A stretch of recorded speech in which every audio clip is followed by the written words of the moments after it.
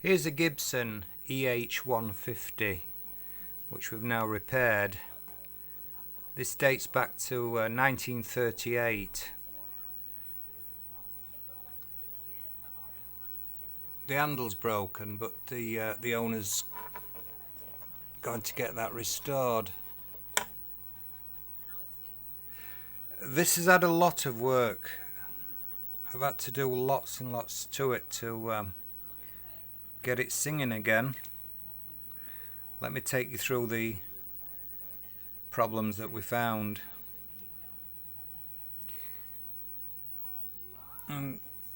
Where the filter caps are mounted, someone had previously put in these huge 80 microfarads capacitors, totally the wrong value, and they'd kind of crowbarred them in and fastened them in with tie wraps. As I say, completely the wrong values.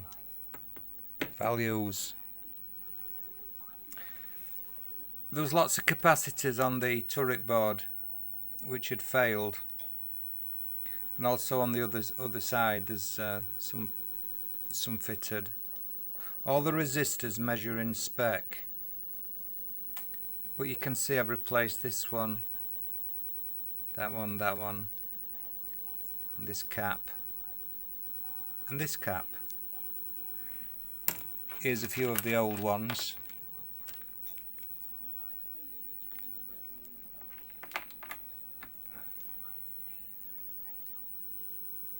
These have all failed.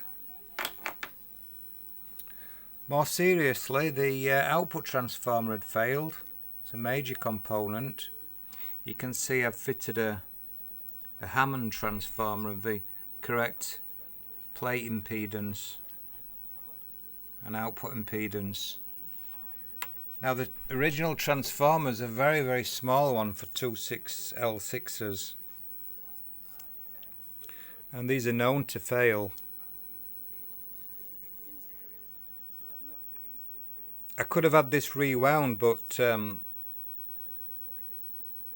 it could have just failed again. It's that small. You can't get a quart out of a pint pot. So for future reliability, I've put a beefier transformer in. Now also, unfortunately, the choke had failed. And it's the same thing. They'd put a tiny little choke in there. This has gone high resistance.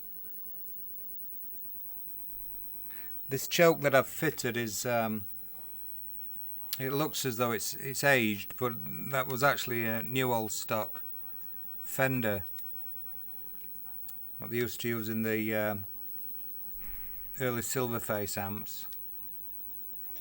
So I got the amp running and sounding okay, apart from the speaker had failed. So there's a few options there. I could have fitted a modern speaker and probably devalue the amp a little, but one option. The other option was to get this one reconed, and that's what I've done. This has been reconed.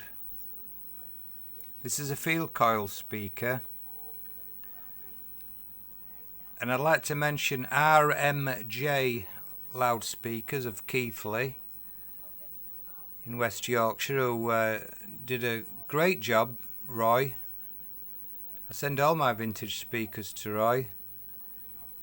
You'd think he'd struggle to get a 1938 speaker reconed, but he's got all the vintage correct Imperial USA bits and pieces, and sounds great now.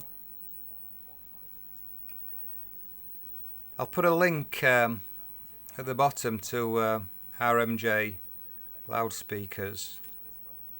Now all the tubes, it uses a 6F5 3 6C5s, 2 6L6s, the metal ones, the early ones. They're probably all original and they all test great as new, so leaving those in. This is the 5U4 rectifier. So yeah, extensive work, and it's a shame that all these bits and pieces had failed, but there you go. Okay, hope it's been of interest and thanks for watching.